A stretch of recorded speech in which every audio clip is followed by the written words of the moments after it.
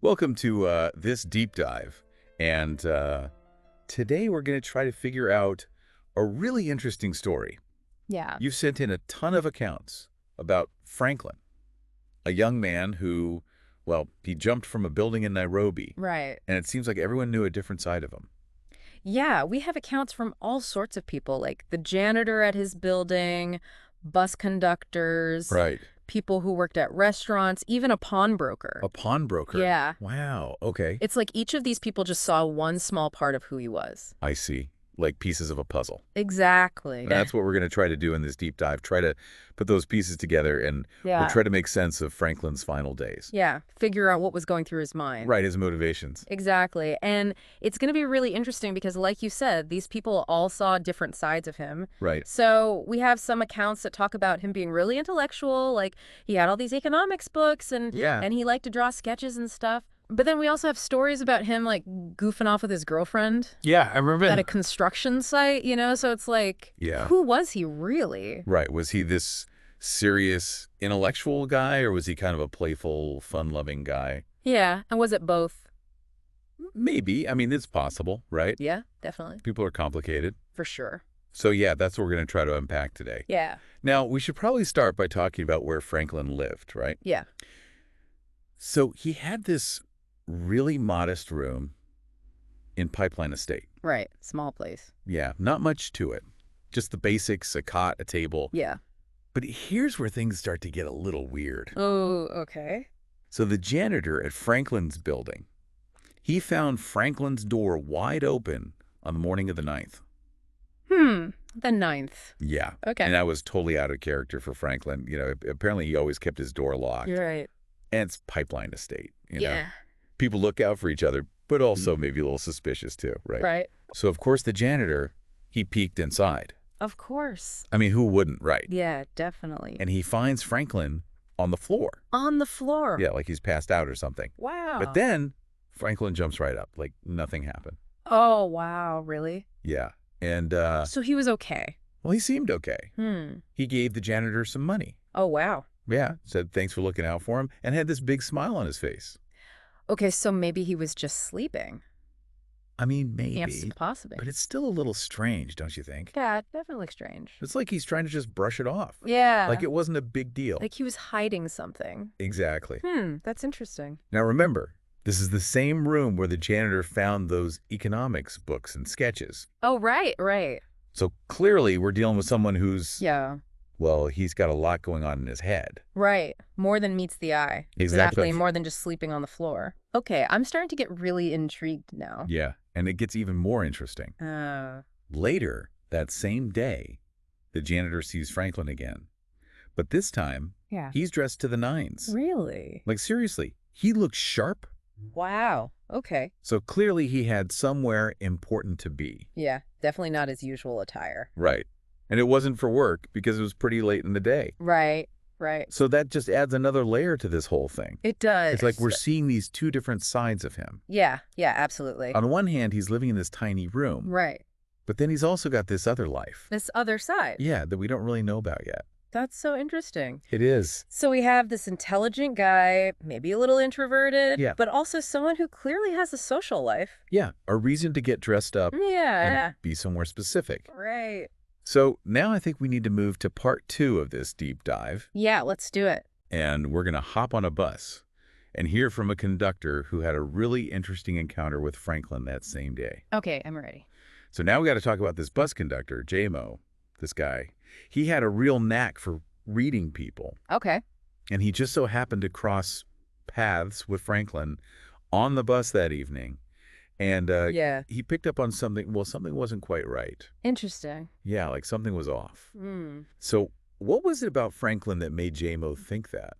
Well, what's really interesting is how JMO describes Franklin as being of two minds, Like he could see that Franklin was happy, but there was also this sense of him being pulled in different directions. It's like an internal struggle. Exactly. And even Franklin's smile couldn't quite hide that tension. Yeah, I can see Like that. there was something going on beneath the surface. Oh, right.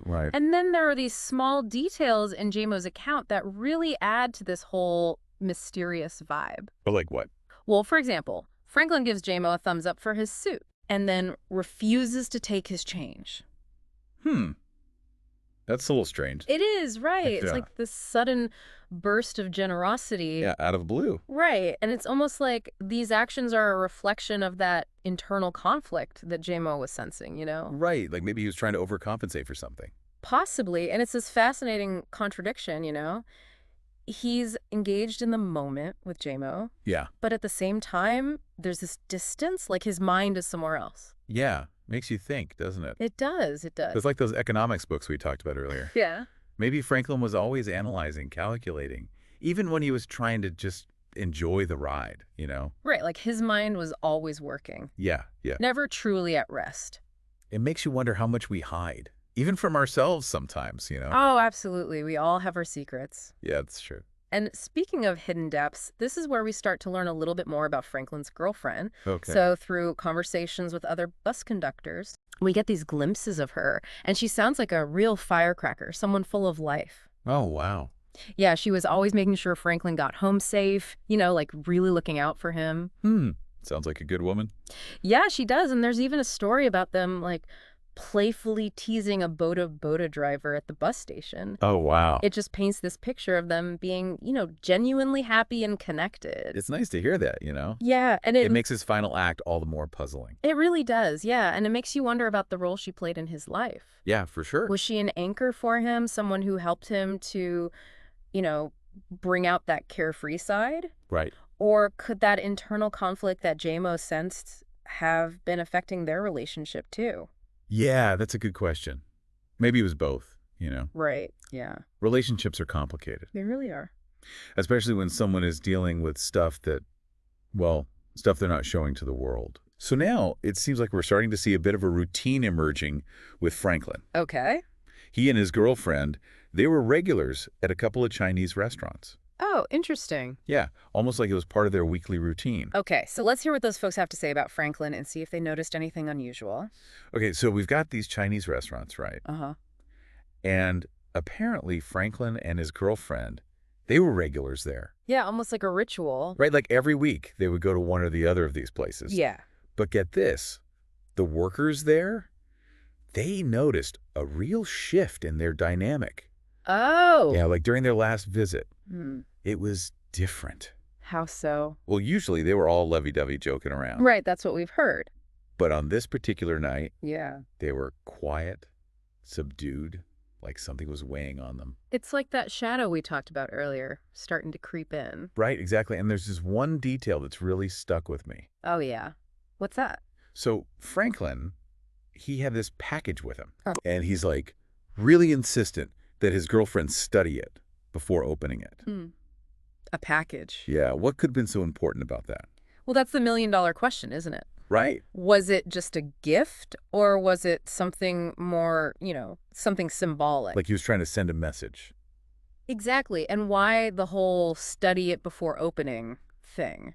Yeah, that's really strange. It's like he was trying to communicate something beyond just words. Yeah, like a deeper meaning or something. Right, right. So anyway, the meal ends pretty abruptly. Oh. Yeah, the girlfriend, she walks out of the restaurant and comes back a few minutes later looking all serious. Interesting. And then they leave together holding hands. But the mood was different. Oh yeah, that carefree vibe was gone. It's like something happened out there, you know, while she was gone. Right, like a disagreement or something. Yeah, or maybe change of heart. We'll never know for sure, right? Sadly, no. It's like a piece of the puzzle is missing. Yeah, yeah. Okay, so before we hear from Franklin's girlfriend, there's one more stop we gotta make. Oh, okay. This one takes us to a pawn shop. Mm. Just a few days before, well, before Franklin jumped. It's a pawn shop, Okay. And it turns out he was there to buy a pendant for his girlfriend. A pendant, okay. But here's the thing. He didn't have enough money to buy it. Oh, so what did he do? He left his ID as collateral. Wow, he was really determined to get this pendant for her. Yeah, it was this simple silver coin with a crescent moon and stars on it. Interesting choice. Makes you think about what those symbols meant to him, you know? Yeah, the moon, the stars. What was he trying to say? Right. Now, this pawnbroker, he also observed something else about Franklin. Okay. Apparently, some joggers bumped into Franklin's girlfriend.